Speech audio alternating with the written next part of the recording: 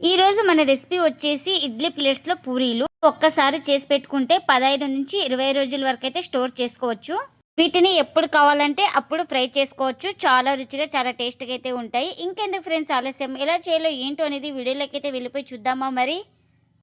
ఇంకా ముందుగా స్టవ్ అయితే ఆన్ చేసుకొని ఒక కడాయి పెట్టుకొని అందులోకి 1 కప్పు దాకా వాటర్ని అయితే వేసుకోవాలి. ఇంకా ఇప్పుడు ఇందులోకి 1 స్పూన్ దాకా ఆయిల్, అలాగే రుచికి తగినంత సాల్ట్ ఇలా ఒకసారి మొత్తం బాగా కలుపుకొని ఈ వాటర్ అయితే మనకు బాగా బాయిల్ అవ్వాలి. ఇంకా మనకి ఇక్కడ వాటర్ అయితే బాగా బాయిల్ అవుతుంది కదా. ఇప్పుడు స్లిమ్ లో పెట్టుకొని ఇందులోకి ఒక 2 స్పూన్ల దాకా బొంబాయి రవ్వను అయితే వేసుకోవాలి. ఈ బొంబాయి రవ్వను బాగా కలుపుకోవాలి. ఇంకా ఈ రవ్వను 1 నిమిషం పాటు ఉడికించుకున్న తర్వాత ఇందులోకి ఏ కప్పుతో వాటర్ అయితే తీసుకున్నామో అదే కప్పుతో 2 కప్పుల పిండిని అయితే తీసుకోవాలి. ఈ పిండిని కూడా వేసి అంతా మొత్తం ఇలా బాగా కలుపుకోవాలి. పిండి వేసుకున్న తర్వాత మనం ఇందులోకి మైదా కానీ గోధుమ పిండి కానీ ఏదైనా యూజ్ చేసుకోవచ్చు.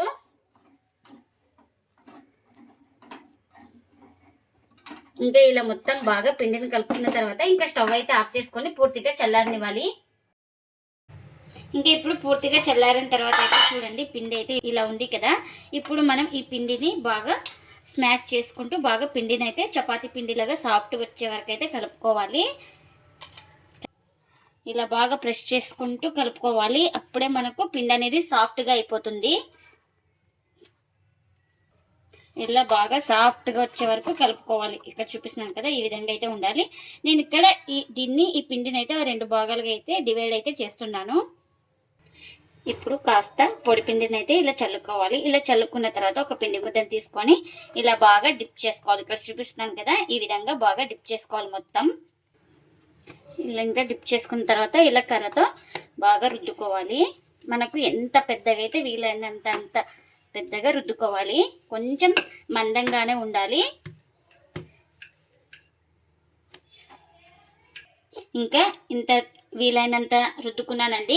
ఇప్పుడు దీన్ని ఇలా మనం ఇలాంటి గ్లాస్ కానీ కప్స్ కానీ ఏదైనా ఉన్నా మనం ఇలా కట్ చేసుకోవాలి. షేప్ అయితే ఇంకా ఎన్ని అయితే అన్ని ఇలానే కట్ చేసుకోవాలి. ఇంకా ఇలా కట్ చేసుకున్న వాటిని ఒక ప్లేట్లోకి అయితే ఇలా తీసుకోవాలి. ఇంకా నేను ఇక్కడ చూపిస్తున్నాను కదా, ఈ థిక్నెస్ అయితే ఉండాలి మనకు. ఇంకా మిగిలిన పిండిని కూడా ఇలా డిప్ చేసుకొని ఇంకా దీన్ని కూడా రుద్దుకోవాలి. ఇక్కడ చూపిస్తున్నాను కదా, ఈ విధంగా అయితే బాగా రుద్దుకోవాలి. ఇంకా ఇలా రుద్దుకున్న తర్వాత ఇలా కట్ చేసుకోవాలి షేప్స్ అయితే. ఇక్కడ చూపిస్తున్నాను కదా, ఈ విధంగా కట్ చేసుకోవాలి. ఎన్ని అయితే అన్ని ఇలానే చేసుకోవాలి. ఇలా మొత్తం అన్ని కట్ చేసుకొని ఈ విధంగా ప్లేట్లోకి అయితే పెట్టుకున్నాను. ఇంకా ఇప్పుడు ఇడ్లీ ప్లేట్ అయితే తీసుకొని వీటిని ఒక్కొక్కటి ఇలా పెట్టుకోవాలి. నేను ఈ విధంగా చూపిస్తున్నాను కదా, ఈ విధంగా అయితే అన్ని ఇలా పెట్టుకోవాలి. మనకు ఎన్ని అయితే అన్ని ప్లేట్స్లో అయితే పెట్టుకోవాలి. ఇంకా ఇక్కడ పెట్టుకున్నాను కదా, ఇప్పుడు మరొక ప్లేట్ అయితే ఇలా పెట్టుకుంటున్నాం.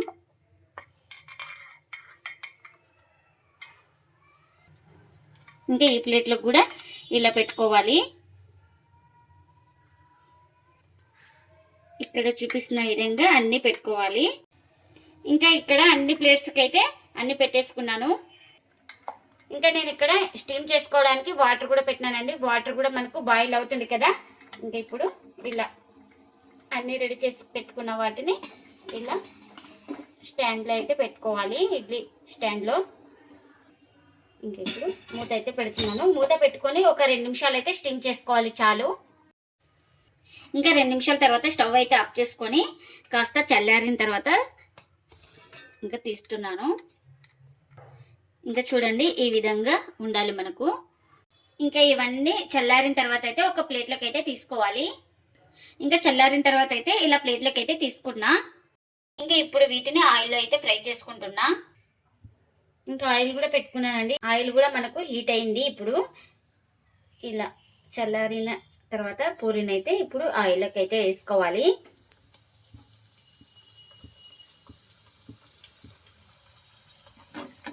చూడండి ఇలా వేడి నూనె వేస్తే మనకు పూరీ అనేది బాగా పొంగుతుంది. తర్వాత ఇలా ఒక సైడ్ కాలిన తర్వాత ఈ వైపు కూడా ఇలా బాగా కాల్చుకోవాలి 2 వైపులా. చూడండి పూరీ అనేది మనకు ఎంత బాగా పొంగుతుందో. ఇంకా ఈ పూరి అయితే రెడీ అయిపోయింది మనకు. ఇంకా ఇప్పుడు దీన్ని ఒక ప్లేట్లోకి అయితే తీసుకుంటున్నా. ఇంకా చూడండి, ఇలా మనకు కడాయికి ఎన్ని కావాలంటే అన్ని వేసుకోవచ్చు.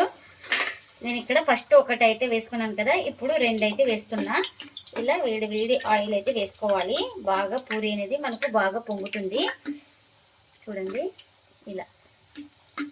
ఇంకా ఇంకొక వైపు ఇలా టర్న్ చేసుకోవాలి. ఒక సైడ్ కాలిన తర్వాత ఈ వైపు కూడా ఇలా ఆయిల్ అయితే వేసుకుంటే మనకు పూరి అనేది బాగా పొంగుతుంది 2 వైపులా. ఇంకా ఇవి కూడా మనకు కాలినాయి కదండి. ఇంకా వీటిని కూడా ప్లేట్లోకి అయితే తీసుకుందాం. ఇలా ఎక్స్ట్రా ఆయిల్ అయితే ఇలా వంపేసుకున్న తర్వాత ప్లేట్లోకి అయితే తీసుకోవాలి. చూడండి, ప్రతి పూరి మనకు బాగా పొంగుతూ వచ్చింది.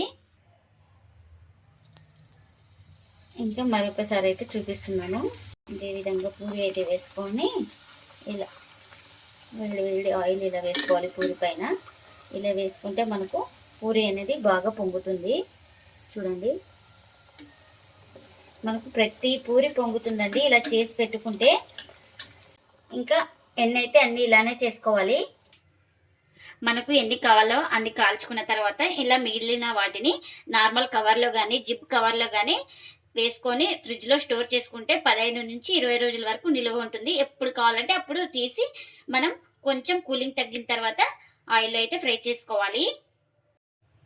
ఇడ్లీ ప్లేట్లో పూరీలు చేసుకుంటే 15 నుంచి 20 రోజుల వరకు అయితే స్టోర్ ఉంటాయండి. ఈ పూరీలు అయితే చాలా రుచిగా చాలా టేస్టీగా ఉంటాయి. అలాగే ప్రతి పూరి పొంగుతూ వస్తాయండి. మనం నార్మల్ పూరీల కన్నా ఈ పూరీలు అయితే చాలా టేస్టీగా అయితే ఉంటాయి. ఒక్కసారి ఇలా చేసుకుంటే 15 నుంచి 20 రోజుల వరకు అయితే స్టోర్ చేసుకొని మనకి ఎప్పుడు కావాలంటే అప్పుడు కాల్చుకోవచ్చు. చాలా టేస్టీగా అయితే ఉంటాయి.